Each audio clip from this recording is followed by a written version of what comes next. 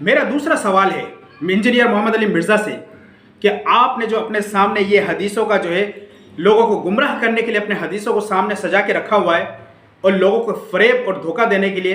اور اپنے آپ کو کہتے ہو کہ میں ہوں مسلم علمی کتابی، آپ ذرا یہ بتاؤ یہ جو کتاب لکھا ہوا ہے یہ کن کے لکھے ہوئے ہیں؟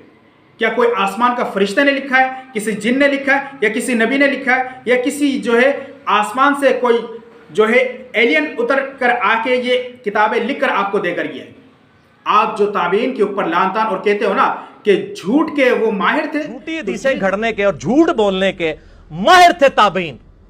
اور نیکوکار بھی رج کے تھے اور جھوٹے بھی رج کے سن۔ جھوٹی حدیثیں گھڑنے کے اور جھوٹ بولنے کے ماہر تھے تابعین۔ یہ جو کتابیں ہیں بخاری، مسلم، ابو داؤد، ترمذی، نسائی، ابن ماجہ اور مستدرک احمد وغیرہ، جس کے آپ نام لیتے ہو اور بڑے جو ہے دعوے کے ساتھ کہتے ہو کہ میں علمی کتابی بندہ ہوں،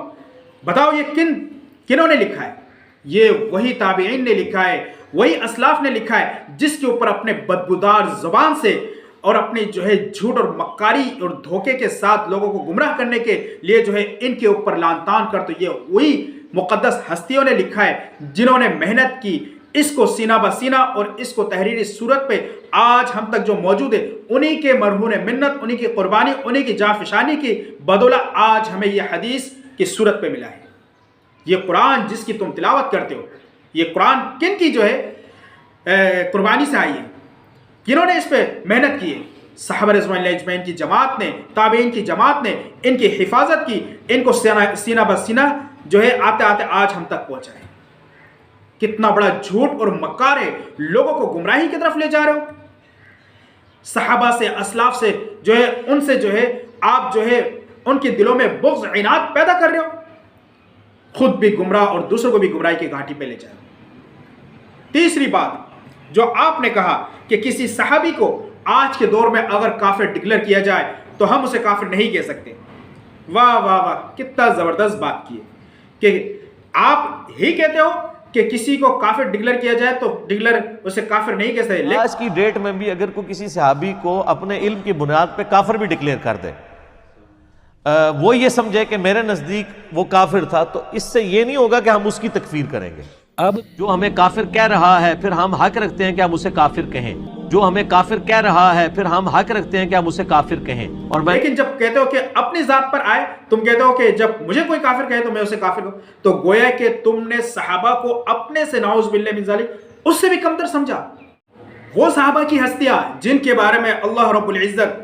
اپنے کلام اللہ میں فرما رہے کہ رضی اللہ عنہم ورضوا عنہ رحماء بینہم تراہم رکعا سجدا یبتغون فضلا من اللہ ورضوانا سیماہم فی وجوہہم من اثر السجود، کہ ان کے بیان تورات، زبور، انجیل اور قرآن کے اندر بھی اللہ رب العزت نے آپ نے اپنے اسلاف، اپنے صحابہ کے بارے میں جو ہے تذکرہ فرمایا ہے۔ پیغمبر میرے نبی کے دوست تھے، صحابہ تھے، ان کی ہستیاں کیسی تھی جن سے اللہ راضی ہے اور ہمیشہ ہمیشہ کے لیے راضی ہو چکے ہیں، کبھی ان سے ناراض نہیں۔ آپ کہہ رہے کہ انہیں کافر کہنے والا کافر نہیں ہوتا، اور آپ جیسے حقیر اور فقیر نت و خیرت جس کی کوئی اوقات نہیں، کوئی حقیقت نہیں، کوئی اس کی دور دور تک کس کی کوئی پہچان نہیں، جس کی عقیدہ نہیں پتا، ایمان نہیں پتا، جس کا کوئی جو ہے نظریات کا پتہ نہیں، جس کی زبان اتنی بدبودار کہ جس سے جب بھی کوئی لفظ نکلے تو تحریف قرآن، تحریف حدیث اور تنقید صحابہ، تنقید جو ہے تابعین، تو یہ ہے آپ کی نظریات، یہ ہے آپ کا جو ہے عقیدہ۔ تیسری بات آپ نے جو کہا حضرت عثمان غنی رضی اللہ تعالی عنہ کو جو شہید کرنے والے تھے وہ سارے صحابہ تھے، مجھے یہ بتاؤ کہ وہ کون سی حدیث ہے، کون سی روایت ہے، کون سی تاریخ ہے جس کے اندر سے تم نے اس بات کو اخذ کیا کہ حضرت عثمان غنی کی شہادت کے پیچھے تمام صحابہ کے ہاتھ تھے، حضرت عثمان غنی کو شہید کرنے والے کو جو ہے وہ صحابہ تھے۔ خدا کی قسم، تم کیا تمہارے پیو اور تمہارے جو ہے باپ دادا جو قبر دی اندر چلے گئے وہ بھی جو ہے ثابت نہیں کر سکتا کہ کوئی صحابی رسول جو حضرت عثمان غنی رضی اللہ تعالیٰ عنہ کی شہادت کے پیچھے ان کا ہاتھ یا انہیں شہید کرنے والا تھا۔ کیوں لوگوں کو جھوٹ، فریب، دھوکہ دے کر امت کے اندر انتشار اور جو ہے تخریب پھیلا رہے؟ اللہ سے ڈرو، ورنہ پھر تمہاری ایسی جو ہے حال ہوگا جیسے کہ تم سے پہلے بڑے بڑے دعویدار آئے، آج تاریخ کے ایسی جو ہے گھاٹیوں میں جا کے پڑے ہوئے، اس کا کوئی نام و نشان باقی نہیں رہا، ایسے ہی تمہارا نہ ہو جائے۔ اللہ کے سامنے سجدہ و سجود ہو، ڈرو، گڑ گڑاؤ، رو، اپنے عقیدے کو درست کرو،